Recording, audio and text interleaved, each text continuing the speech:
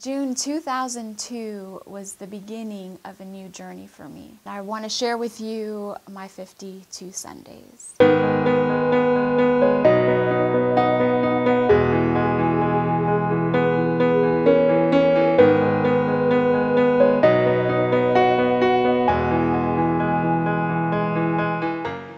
I grew up in a Christian home. My family, or my parents were pastors of Hispanic congregations in the area. I loved this Christian life, and I loved seeing my parents being used in ministry, and I was glad to be a part of that. I became involved in drugs and alcohol and sex and just all my upbringing. I just shut that door.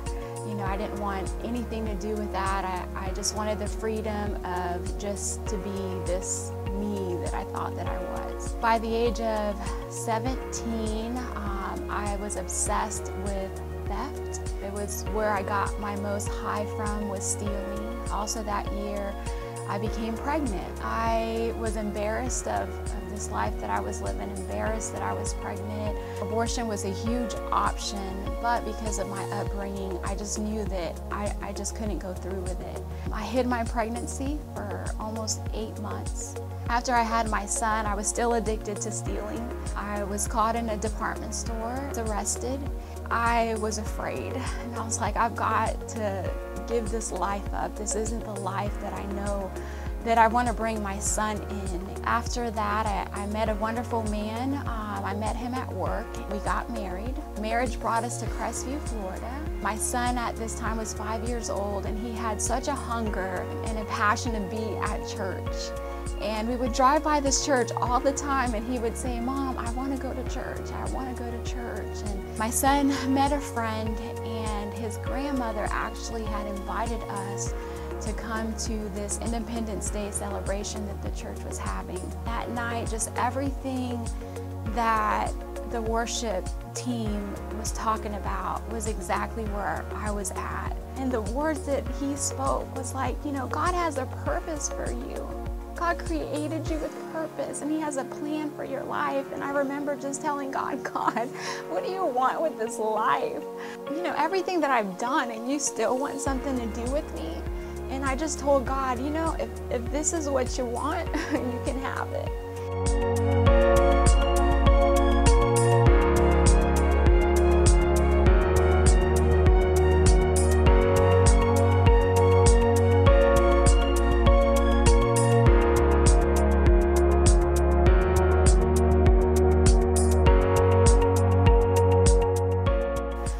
One of the hardest parts of my walk with the Lord, I'd come to church and I began to feel jealous of families.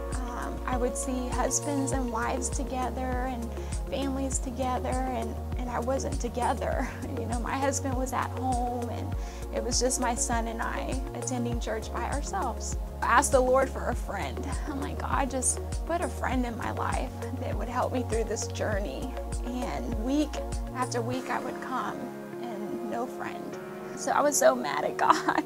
I'm like, God, you bring me to this place and to start this new life all by myself. I just left the church for several months. I just fought with God. I'm like, how could you? How could you just let me be alone? Every time I would pass this church, God would tell me, you need to go to church, go to church. I just don't want to be at church and be lonely. So I continued my fight with the Lord, but eventually He won the battle, and I agreed to go to church. And that Sunday that I went to church, I met an Italian woman who just embraced me. This woman, she became my friend, became my sister, but most importantly, she taught me how to just to be in love with God's Word. I started, you know, praying for my husband, and fast forward a little bit, you know, he got saved. By this time, we had 2 boys, and they were both in church and just loving church, loving ministry. We got plugged in, and it's just been awesome to see what God did in my life. And He blessed me with the greatest friends that I can ever ask for, and they are my church family.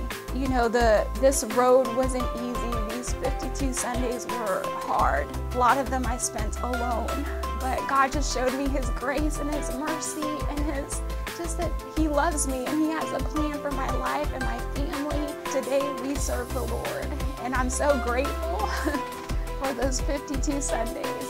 And I look forward to every Sunday that God allows us to be a part of.